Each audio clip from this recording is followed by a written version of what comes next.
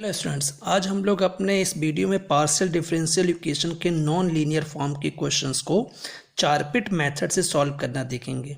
Previous video में भी हम लोग नॉन लीनियर इक्वेशंस को चारपिट मेथड से सॉल्व करना देख चुके हैं, लेकिन इस वीडियो में हम लोग कुछ नए क्वेश्चंस को लेते हैं और उनके कंप्लीट इंटीग्रल और सिंगुलर इंटीग्रल्स, ध्यान रखिएगा, complete integral and singular integral जो है उनके फाइंड आउट करना देखेंगे इस वीडियो में।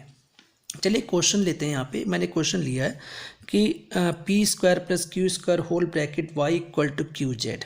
इसका हम लोग को नॉन लीनियर इक्वेशन है, इसका हम लोग complete and singular integral find out करना। एक और बात, नॉन लीनियर इक्वेशंस क्यों बोलते हैं इनका कारण बता दें कि पी क्यू जेड ये तीन टर्म ऐसे होते हैं। पी क्यू जेड अगर इनकी पावर सिंगल वन हो तो ये लीनियर फॉर्म को रिप्रेजेंट करते हैं। अगर इनकी पावर जो है वन से ज़्यादा हो या ये प्रोडक्ट के रूप में आए, मीन्स क्यू जेड का प्रोडक्ट हो या पी क्यू का प्रोडक्ट हो या P square Q square Z square हो, तो ये नॉन लीनियर फॉर्म को रिप्रेजेंट करते हैं। फिलहाल देखिए हमारी इक्वेशन एक नॉन लीनियर फॉर्म को ही रिप्रेजेंट कर रही है, मीन्स नॉन लीनियर इक्वेशन है यहाँ पे, ठीक है। तो इसको सॉल्व कर रहे हैं। तो सबसे पहले यहाँ पे हम लोगों को इस इक्वेशन को थोड़ा लिखा जाए। Given the equation, given the partial differential equation is, ठीक है। तो ये हमारी इक्वेशन इस फॉर्म में लिखी जाएगी, x y z p q equal, ये हो जाएगा p square plus Q square whole bracket y, ठीक है ना, minus q z equal to 0। ये हमारा इक्वेशन फर्स्ट हो जाएगा, ठीक है। लिखने का तरीका देख लीजिएगा ध्यान से। इसी हम लोग जो इक्वेशन दी गई थी उसको हम लोगों ने इस तरह से लिख लिया, ये हमारी इक्वेशन फर्स्ट बन गई। अब हम लोगों को चारपिट ऑक्सिलरी इक्वेशन लिखना होगा, तो लिख लेते हैं जरा यहाँ से, चारपिट्स, ठीक, ऑक्सिलरी इक्वेशंस, ठीक है ना।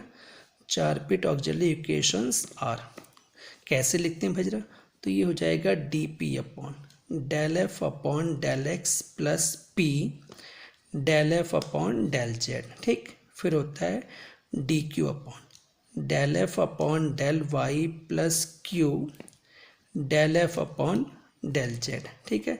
फिर होता है डी जेड, ठीक।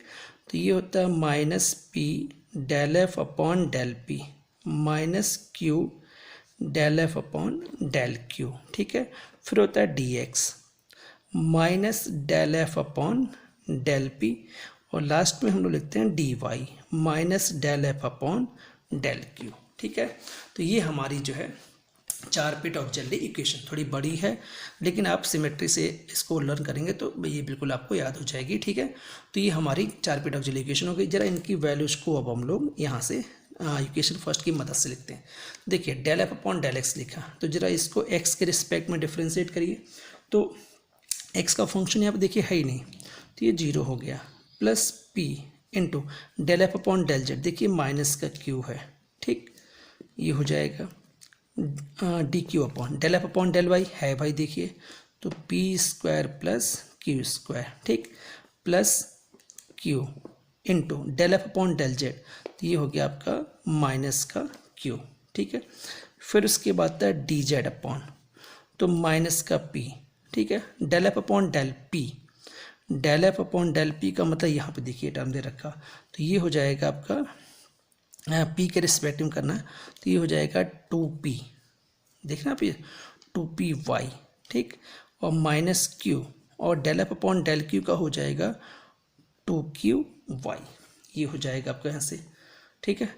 और एक और बात, क्यू वाले टर्म में एक टर्म और भी है यहाँ पे, तो इसमें माइनस और लेके चलिएगा, यहाँ से माइनस हो जाएगा, और ये हो जाएगा आपका जेड, ये और आएगा, ठीक है।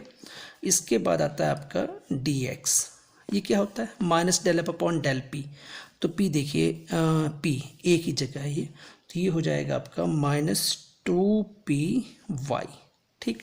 फिर आता है आपका डी वाई, इसको भी देख लेते हैं, del F upon del q, तो ये हो जाएगा 2 क्यू है ना, तो 2q वाई, ठीक है, प्लस जेड, ये आ जाएगा।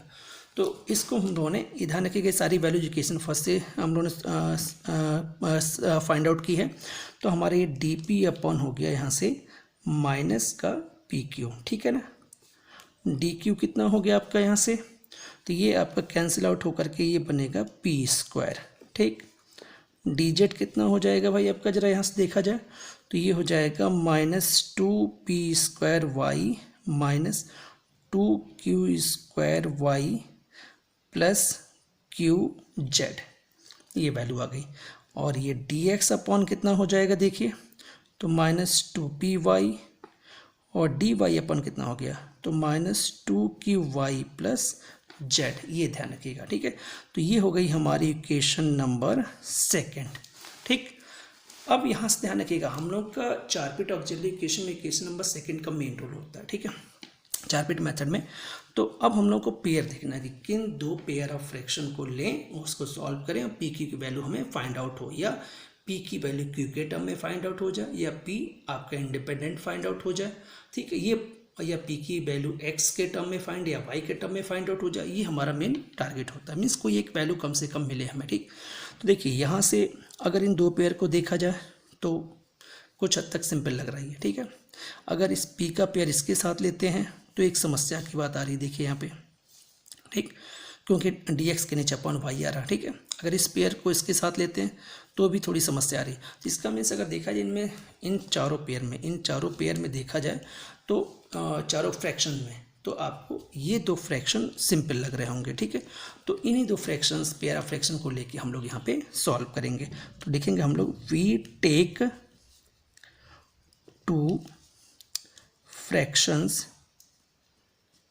ऑफ इक्वेशन सेकेंड से हम लोग दो फ्रैक्शंस ये लेते हैं, तो डी पी अपॉन माइनस का पी क्यू, ठीक है ना, और डी पी अपॉन माइनस का पी क्यू और d Q upon p square. ध्यान रखिएगा, ये फ्रैक्शन हमने यहाँ पे सॉल्व करने के लिए लिया है यहाँ से, ठीक है।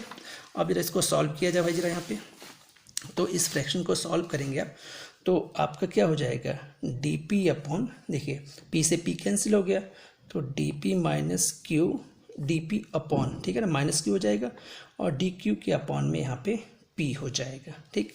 तो ज़रा इसको सॉल्व करिए, तो पी डी पी और equal to minus q d q हो जाएगा, ठीक है। तो ये हो जाएगा p d p plus q d q equal to 0। इसको इंटीग्रेट कर लें आप, ठीक है ना, इंटीग्रेटिंग बोथ साइड, दोनों साइड का इंटीग्रेशन करें आप, तो p² 2 प्लस q² 2, और कांस्टेंट जो है कुछ ऐसा लीजिएगा, a² 2, एक सिमेट्री बनी रहे। तो यहाँ से p² plus q² equal to a², ठीक है। तो अगर आप नोटिस कर रहे हो तो पी क्यू का एक रिलेशन के फॉर्म में आ गया, means p or q independent नहीं आए हैं, लेकिन हमें तो सॉल्व चाहिए यहाँ से। तो इस यहाँ क्या करेंगे हम लोग, फ्रॉम इक्वेशन, इसको इक्वेशन नंबर 3 दे दिया जाए, ठीक है। यहाँ से from equation first and third, first और थर्ड से देखें आप जरा इसको, ठीक है। तो फर्स्ट और थर्ड से देखेंगे तो आपका फर्स्ट इक्वेशन क्या लिखी, देखिए आपने, तो ये हो जाएगा p² plus q² whole bracket y है, तो ये हो जाएगा a² y minus q z equal to 0, ठीक है। तो यहाँ से q कितना आ जाएगा, तो q हो जाएगा a² y अपॉन जेड, ये q की वैल्यू आ गई यहाँ से, ठीक है। अब q की वैल्यू को हम लोग, लेकिन हमें तो चाहिए वैल्यू, q की वैल्यू इंडिपेंडेंट आ गई, p से फ्री है यहाँ से, ठीक है, लेकिन हमें p की वैल्यू भी चाहिए। तो चूंकि हमारा p² है आपका यहाँ से a² माइनस q², ठीक। तो ये हो जाएगा आपका यहाँ से a² माइनस, ये हो जाएगा a⁴y² अपॉन z², ठीक। तो p कितना हो जाएगा यहाँ से, तो p हो गया आपका यहाँ से √a² a⁴y² अपॉन z², ये वैल्यू आ जाएगी। तो यहाँ से क्या किया जाए कि यहाँ से देखिए, इसको हम ऐसे लिख रहे हैं, यहाँ पे थोड़ा और सिंप्लीफाई किया जाए, तो a² z² a⁴y² upon z², ये वैल्यू लिख लिया हम लोगों ने, ठीक है।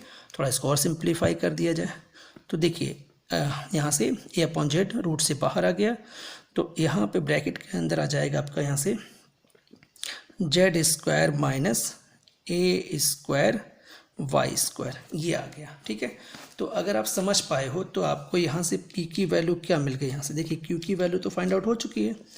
पी की वैल्यू मिली हमें यहाँ से A upon Z root Z square minus A square Y square.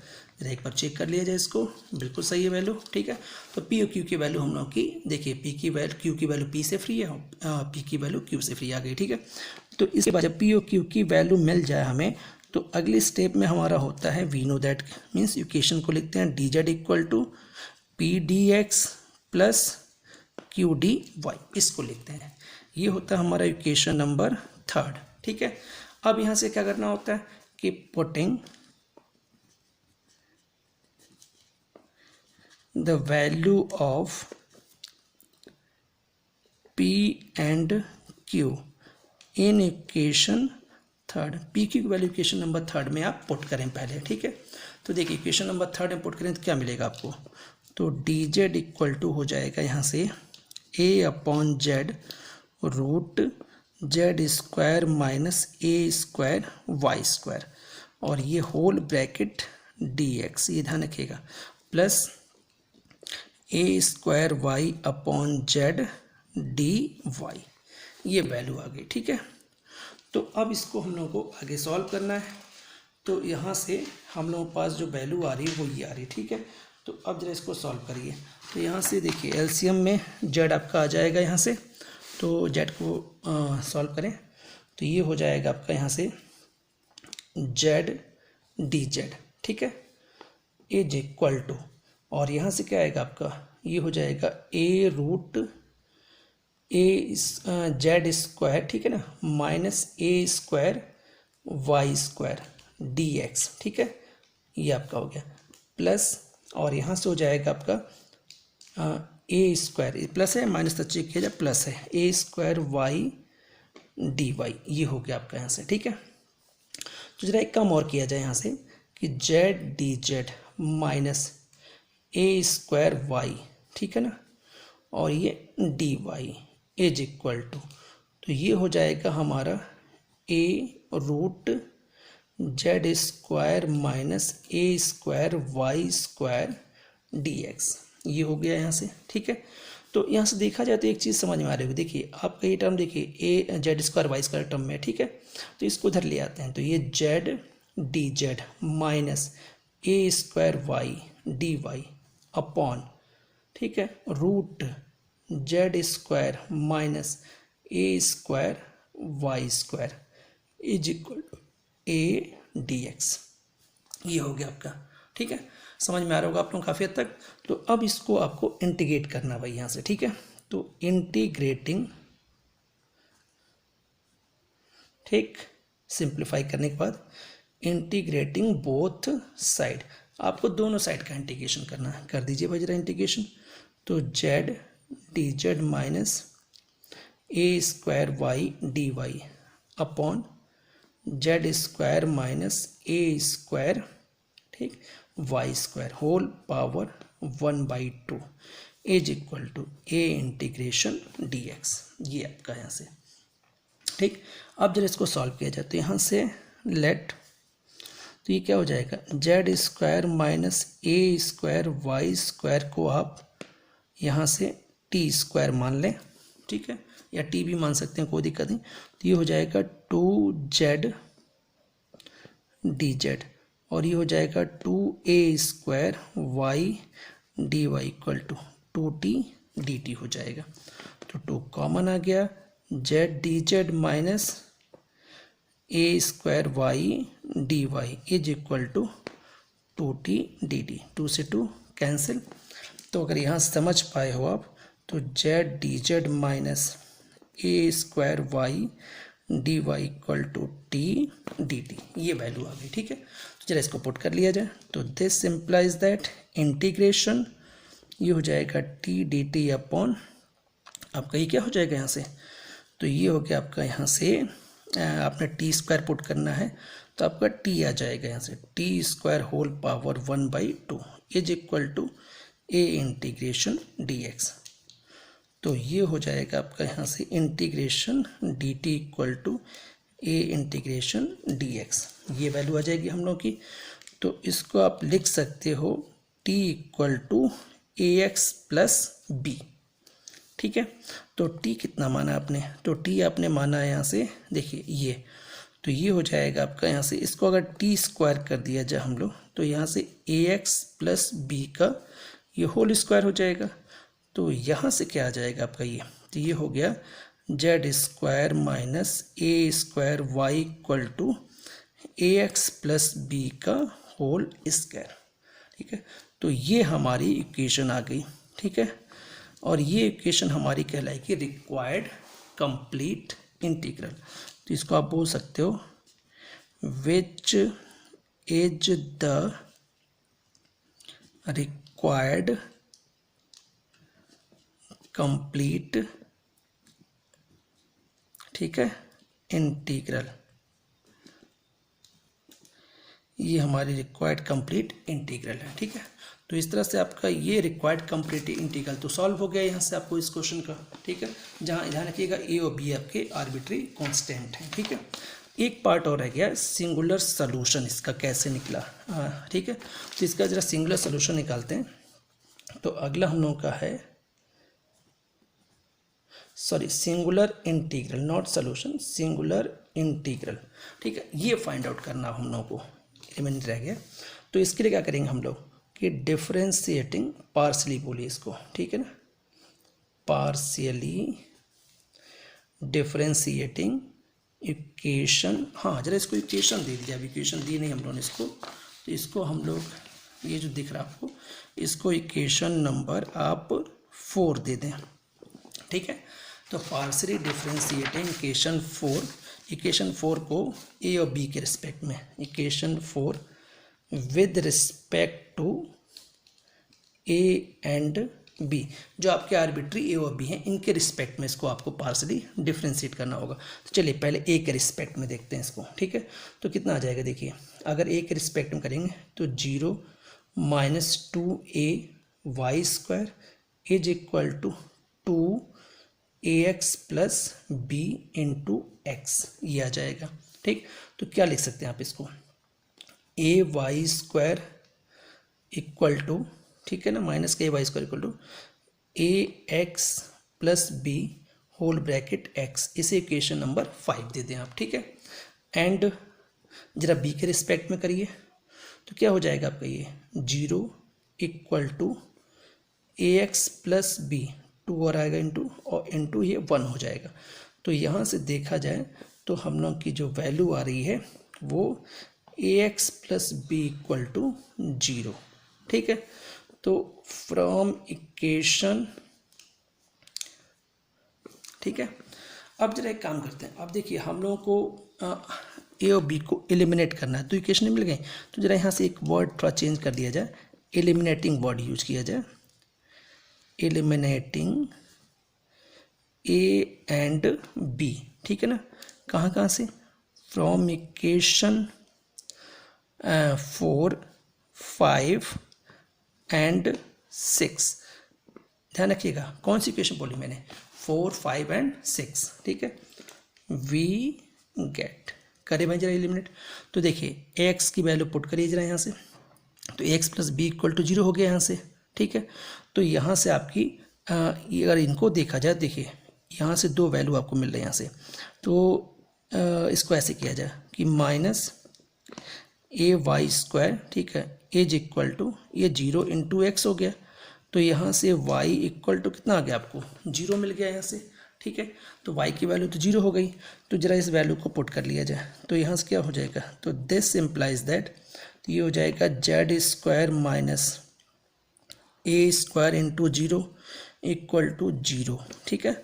तो ओवरऑल जो हमारा रिजल्ट आएगा वो z इक्वल टू 0 आ गया। देखिए इसको मैंने equation number from equation from equation 4 इसको लिया यहाँ से, ठीक है।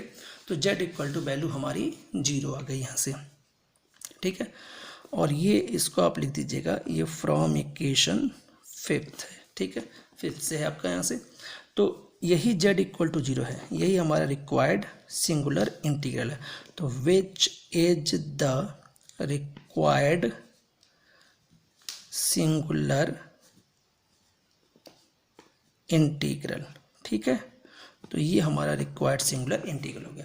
तो इस तरह से हम लोगों ने अपने इस क्वेश्चन में देखा कि कंप्लीट इंटीग्रल किसी चार पिट मेथड से, और फिर बाद में सिंगुलर इंटीग्रल चार पिट मेथड से कंप्लीट इंटीग्रल और सिंगुलर इंटीग्रल किस तरीके से फाइंड आउट किया जाता है। उम्मीद है आप लोगों को चार पिट मेथड से कंप्लीट इंटीग्रल और सिंगुलर इंटीग्रल किसी भी नॉन लीनियर इक्वेशन का फाइंड आउट करने का प्रोसेस समझ में आ गया होगा। अगर आप लोगों को ये वीडियो पसंद आया हो तो इसको लाइक और शेयर जरूर करिएगा, और अगर आप लोगों ने हमारे चैनल को सब्सक्राइब नहीं किया तो चैनल को जरूर सब्सक्राइब कर लीजिए ताकि आप लोगों को और अच्छे वीडियोज मिल सकें। आज के वीडियो में बस इतना ही। आप सभी लोगों को बहुत बहुत धन्यवाद।